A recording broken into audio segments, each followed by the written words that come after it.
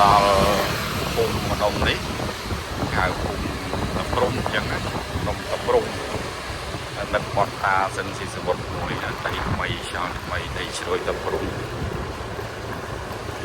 ទៅជីកមិញតម្លាក់បងឆ្ងាយហ្នឹងបរិយមង្គលណាណីតែ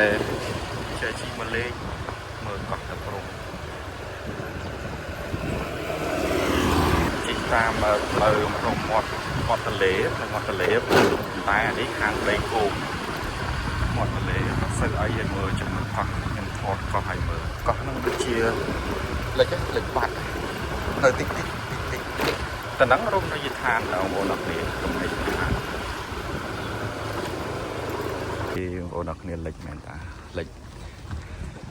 ដូចថាបាក់ឈាំងទៀតលិចកោះហ្នឹងយើងវែងតែមើលទៅធំដល់ពេលយូរទៅទឹកបុកខ្លាំងទឹកឡើងហើយបុកខ្លាំងទៀតមិនទឹកឡើងពីមាត់ឈាំងនេះពីមាត់ឈាំងកន្លែងនោះកន្លែងកាហ្វេដែលថតរឿងចាស់កំព្រាពូរ៉ូតារ៉ូថតរឿងចាស់កំព្រាកន្លែងកាហ្វេណាមើលហេតុទឹកឡើងអញ្ចឹងទឹកវាស្អាតហើយប៉ុន្តែយើងនឹងឃើញគួរខ្លាចដែរហ្នឹងនេះទឹកឡើងខ្លាំងណាឆ្នាំនេះខានឡើងយូរ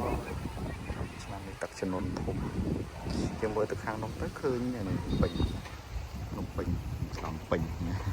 វាយូរស្អាតដល់បងប្អូនអត់ឃើញព្រោះវានេះទៅថ្ងៃស្មាននេះថតម៉ោង3ថ្ងៃមើលទៅពេញយ៉ាងពូលហ្មងសូមគុណ3បានឃើញប៉ុណ្ណឹងសូមគុណ3កន្លែងនោះម្ដុំចូលចវា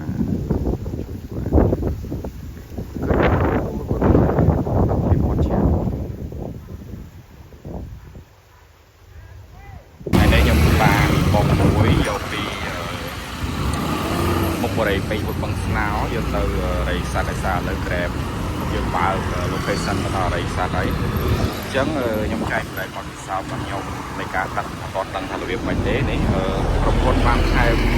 ថ្លៃជីកសាឡាង 3000 រៀលដូចអីពេលគឺអត់នេះខ្ញុំបត់ស្តុបកន្លែងព្រៃពេញអញ្ចឹងបងប្អូនអរគ្នាខ្ញុំបានមកដល់កំពង់ចម្លងហើយយើងឡើងទូកទៅកុំប្រយ័ត្នទៅជីកខុសទៅជ្រោយចវាយហ្នឹងតួឯខាងជ្រោយចវាខាងនោះខាងរៃស័តអញ្ចឹងយើងចាត់ចែងដល់គ្នាមួយជើង1500អញ្ចឹងទៅមក3000ក្រុមហ៊ុនឲ្យត្រូវអញ្ចឹងបងប្អូនអរគ្នាខ្ញុំចាប់ផ្ដើមចេញទូកចេញសាឡាងនៅម៉ោង 4-3 នាទីតែទឹកពេលទឹកឡើងចំធំអាចថាចំណាយពេលវេលាយូរជាមួយយើងទៅដល់ទីតាំងភ្ញៀវនៅម៉ោងប្រហែល